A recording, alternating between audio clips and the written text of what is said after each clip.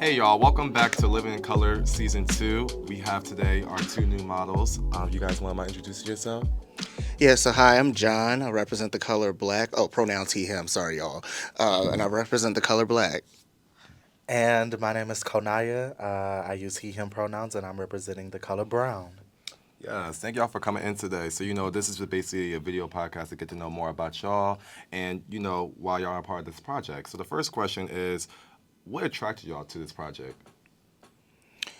So what attracted me to this project is I saw Roscoe doing it last year. I saw the inception of it and whatnot, and I thought it was really cool that people were being able to showcase their authentic selves by representing the pride flag. It's something that I never thought of even doing, or never saw anybody else do. So it's a project that seems to be one of a kind. And then funny enough, Roscoe this season was like, "You wear a lot of black." Apply, and I was like, "Oh, okay." I never modeled before, so this is new to me. But I'm really happy that I got to be a part of it. My story is a little different.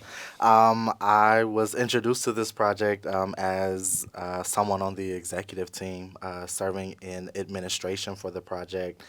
And it really was just a wonderful process, just being able to see people authentically express themselves. And as someone who does a lot of community work but was willing to help Roscoe out kind of like on a behind the scenes basis, um, I was just excited to be there, if that makes sense. And then out of nowhere, Roscoe hits me with the, hey, I know you do a lot of work behind the scenes, but it's time for you to come forward. And I thought he meant change some of the things that I was doing, but no, he meant change my clothes and get ready to showcase myself. And I've never modeled before, so what attracted me initially was just being able to work, but it really grew into being able to step outside of my comfort zone and do something that I never experienced before. So yeah.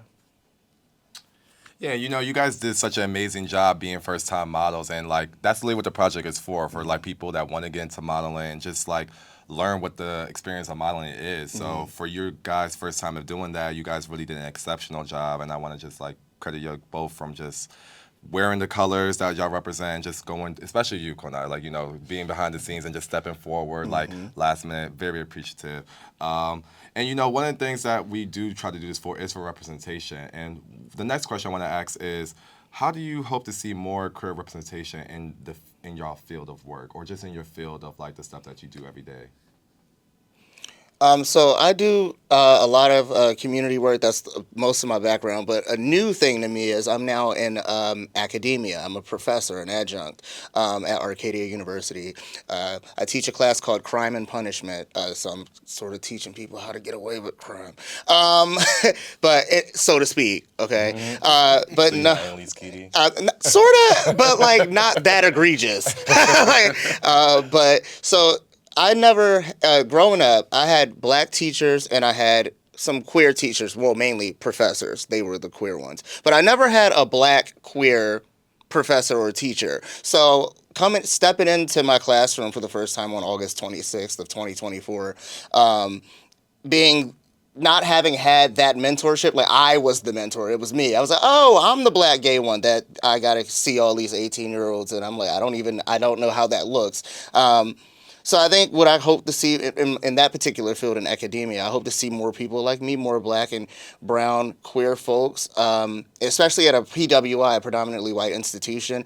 I was probably, to some of them, the first black person they saw or the first gay person they saw. I happen to be both.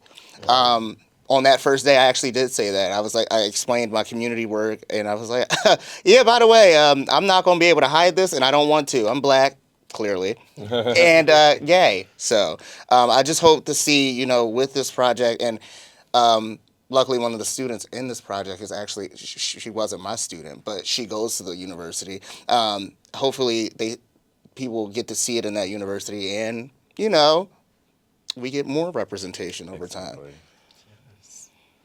Um, I would say my field is maybe a little different. I am a performing arts educator and administrator at large, although I do a bunch of other things in terms of community work. But the arts is my passion. And what I would say is that though the arts for decades have been dominated by queer excellence all around, now more than ever we're seeing the erasure of black and brown Yep. stories. And so one thing that I would like to see more represented within the arts is black and brown queer influence. I serve as an artistic director for an arts organization called the Voices of Philadelphia, and there I try to create a space for people of all walks of life to come and to share this genre of music and this story of them basically being excellent and overcoming any obstacle that is thrown their way. I do that so that we don't run the risk of losing sight of who we are as a people. And so Right. I would say initially, I just really would love to see more of the black and brown stories of queer excellence. Although queer excellence in general is needed, I think we definitely have to start with those stories. I agree. Yeah, I agree.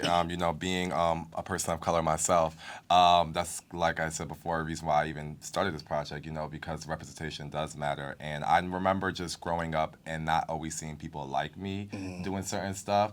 And when you're young, not seeing certain representation, it does affect you, and it does make you think that you're not capable or you can never be, especially in a heavily white society, like where like a lot of like white supremacy is like on you, especially in our generation, the early 2000s.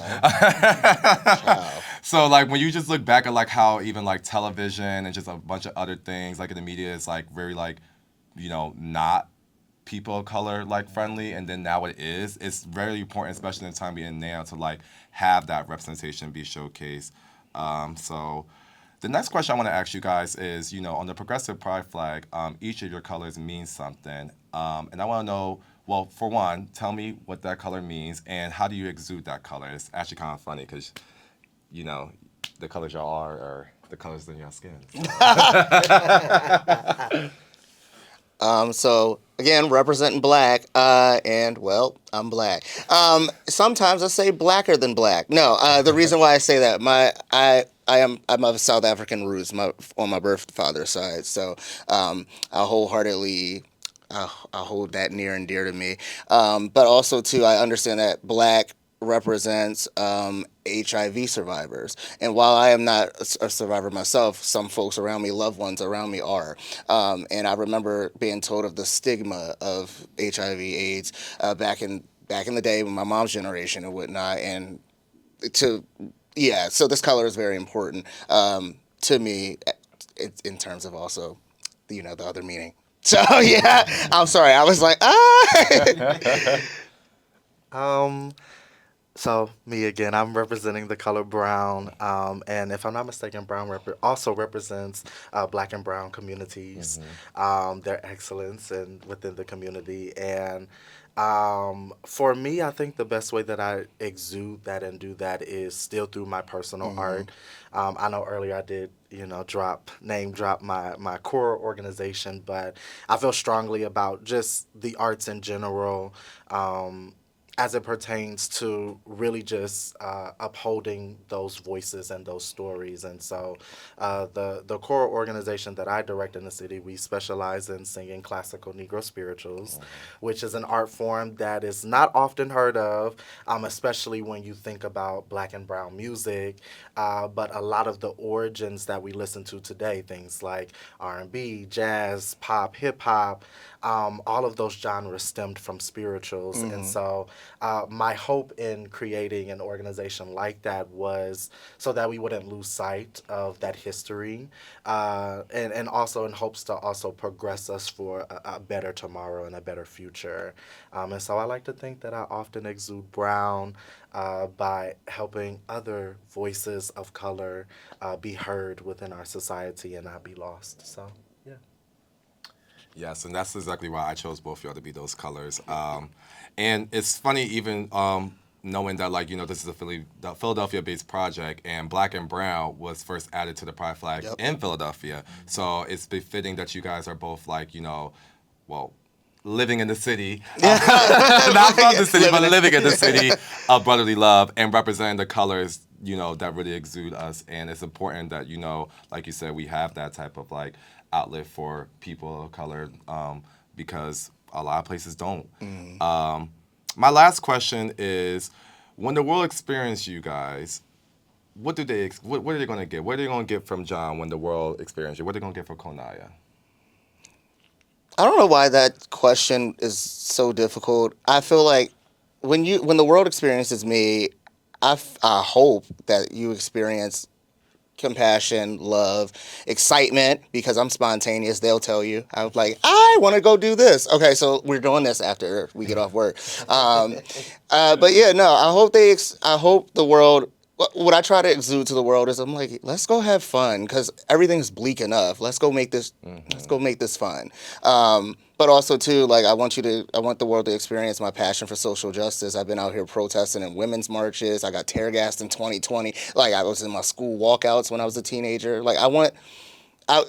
There's the fun side and the serious side. Let's make sure this world is a better place for the next generation. I have a 17-year-old non-binary sibling, and I want the world to be way better to them than it was to me growing up. So I want the world. I hope I exude cunt. Okay. Oh wow. This is also hard. I think my word, when the world experiences Konaya, I think the world experiences sensationalism. Okay. Okay. And I love that word sensational simply because I just think it captures everything that we want out of life, but not just what we want, but what we deserve, what we demand. And as I think about this project as a whole and what it's doing for myself or my friends who are in the project and also the people that I got to meet along the way, it's allowing us to experience a better quality of life, which is one that we are not asking. It is one that we are demanding, and it is one that we deserve. People make the world go round. The famous song by the Stylistics. Okay. Yes, I know it's old school, but they were talking about all people because this world wouldn't be what it is if everyone didn't uphold their piece to the puzzle. And so, if anything, I think the world, when they experience me, they experience a space that is sensational because I'm always trying to create and evoke new spaces that is safe for people, that is fun for people, where people can not just be themselves, but where people can grow and ultimately become better versions of themselves so that they may then reach back and help those who are to come after them. I like to often live by the Black and African proverb, lifting as you climb. So the higher that I excel in life, I hope to bring those who are coming in after me so that their experience is even better than ours. So yeah, sensationalism. Yes. Very good. Very good. I was waiting for it. Very good. Okay, so cerebral. Thank you guys so much. You really did an amazing job making season 2 come to life. Season 2, as I said before, really did their thing this year. And I just want to give you guys your props once again for really doing an outstanding job with y'all photos. But thank y'all for coming out today. Stay tuned, y'all. We still got a few more miles to get interviews on, but you'll see us back here again for Living in Color. So remember, be happy, stay prideful, and keep loving.